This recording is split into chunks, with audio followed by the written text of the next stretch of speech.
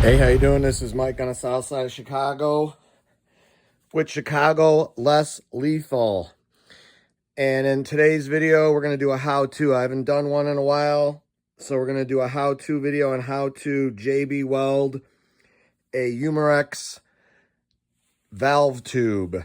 So without further ado, let's get the video started.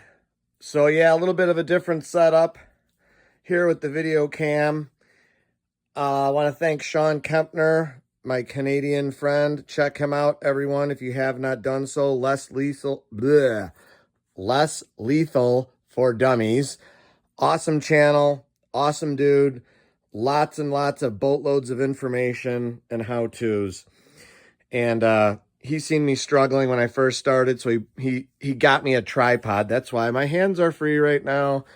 Unreal. There's still good human beings in this world, ladies and gentlemen, and he is definitely one of them. The whole community in a whole is, I just want to point out and give a shout out to Sean for that, so thank you. You're still not going to see my ugly face yet, so there's that. But I'm going to do this with, oh, by the way, if you're new, welcome aboard. If you're coming back, welcome back. There we go. Smash that subscribe button. All right. First, you're going to need a list of things. Number one, you will need a razor blade, and I got some, like some duct tape on there so my fingers don't get, sliced up. So that's number one. You need that. Q-tip. Let's see, you need your hardener and resin. I just use Gorilla. You can use JB Weld too, I'm sure, but I use this stuff. Your valve, like I said, this one is HDB. You can see the long indicator pin there. And this is a 16J valve. This is actually going out to someone, so I'm going to strengthen it for them. You can see down there, there's a restrictor. Once you start running HPA, you just, pop that thing out of there and voila. I'm probably going to change the O-ring too for them. So there's that. And a piece of cardboard to put the JB weld and resin on. One word of warning, it does stink. So I'm just going to tell you that right off the bat. So if you're squeamish about the smells, you're probably going to want to wear a mask or something. Also, a small cup of water with a rag towel, and I'll explain all that to you in a brief moment. So first things first, what you want to do, get your tube, clean it with whatever, just a warm, soft, damp rag or whatever. You could use hand sanitizer or the spray stuff, clean it off. And then what I do is I take the razor blade and I score all the way around the tube, and you can see this one's already done. I'm not going to bore you with that. Just be careful. Maybe wear gloves if you think you're gonna cut yourself with the razor knife. Like I said, I put tape on there so it's a little bit less intrusive on my fingers. So we score all that, and the reason why we score all that is so that the JB weld has a nice grip on there. Once you've scored it all the way around, okay, next we'll get the hardener out. So let's unscrew this. Put a blotch down there. That's about, I don't know, about the size of maybe a dime or a quarter, I don't know. And that's the stuff that stinks. I could smell it already. If you're prone to like, I don't know, like getting a head rush or dizzy or something, you might want to ventilate the area. This stuff does stink. I'm not gonna lie. Then I take a Q-tip, I dip it in the water real quick, dab it off. And next what we're gonna do is we're just gonna mix this all up real nice till you get like an equal color. All right. It's like you're a Picasso of less lethal. All right. All right, that's pretty good. All right, yeah, there we go. All right. Now you get the finished product like this. Okay, that's a good, good amount there. You can see the kind of grayish black. Then what I do is I'll take the tube, I'll take a little splotch on the Q-tip like so, and just start applying it around the tube like so. Some folks would say, well, why are you doing this? Umarex has already reinforced the tube. They've Loctited it and threaded it and then crimped it. Well, guess what? I don't know who did that. They say they did that. That's great. Do I trust someone that they actually did that? No, I don't. So this is why I do this. And I do this on all my markers. Every marker that goes out the door, the 16J or 7.5J, on the HDB and HDR 68.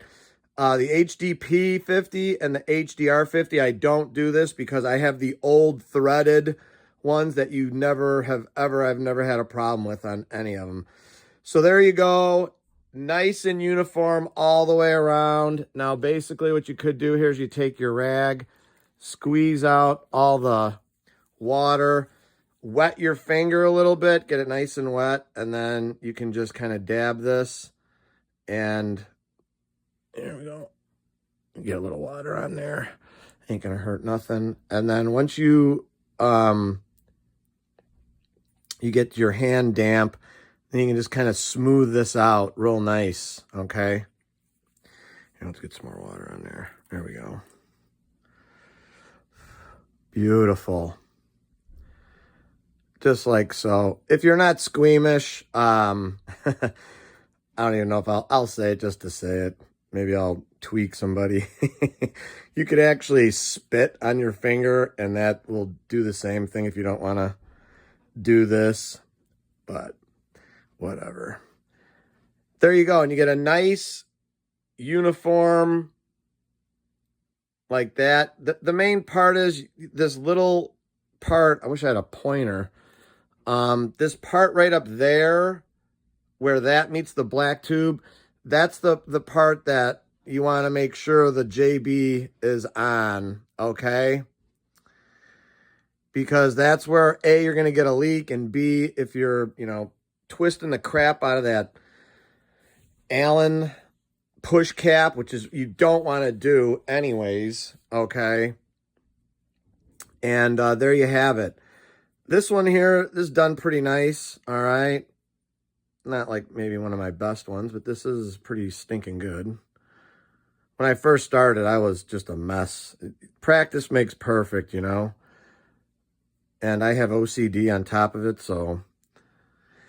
And there you have it. That's how we strengthen a umarex valve tube with JB Weld. Now, with the HDB, you don't really have to mind so much. I mean, you don't want this super thick, but you don't want it super thin either. And the reason why, here is the whole assembly, because this part sticks out of here, okay? Like that much. So you don't have to even worry about that. Now on an HDR 68, you do have to worry about that because the inside here where the HDR 68 is, and HDP, and then probably the new HDRs, of course, that part sticks in there. And what I have done is I have dremeled, a little bit of this out on both sides and cleaned it out. And then I've also, after that, I will take the tube and I will sand this down to a nice layer to where it will go together nicely. So that's in essence on how we strengthen a umarex HD whatever R HDS HDP HDB. Probably forgot one, I'm sure, but yeah, that's good right there. Beauty. Love it. And I always mark them too. 16J, I kind of etch that in there. I always mark them. just to mark them. And then you'll never see this. So next is we're going to let this baby dry. And then we're going to pop that O-ring out and pop in a 90 Duro O-ring. And this one's all set for HPA. I don't like leaving the stock O-rings in when I run HPA. When I run CO2 for folks that want CO2 stuff, I actually leave the stock O-ring in. I found, this is just my own personal testing, I found that the stock O-ring works better with CO2. I'm not a big CO2 guy. I am HPA. That's where you're going to get your most performance and your most clean, consistent numbers. So that's it. There you have it. How you strengthen a valve tube from umarex. So if you're worried about that crimp, which I'm not saying I'm totally worried about it, because they did say it's threaded, it's Loctited, it's crimped. Well, guess what? Now it's JB welded. So now you have a valve tube that's actually 4 times as strong. And then if you want, I have another video. If you want, you can take Loctite 680 with a pipe up tube, get it down there. You can see the ring down there. You could put the Loctite 680 down there and then dab it with a Q-tip if you want. The only problem I found with that is if you use the 680 Loctite and then run CO2, that cold air freezes that glue and it'll blow it all over the place. The HPA don't do that. So there's another good reason for the HPA.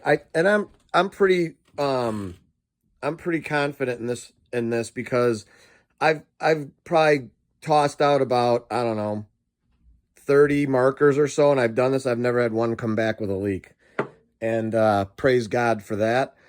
And so that's that. I've also sold like a handful of these guys with this strengthen, and I've had no callbacks on that either. So there you have it. Chicago Less Lethal, how to strengthen a valve tube. And we'll, of course, leave you with the Bible verse, Luke 22:36. And he that has no sword, let him sell his garment and buy one. So thank you for watching our how to strengthen a valve tube with JB Weld on a umarex valve tube. And we'll see you on the next video. Stay safe and God bless you all.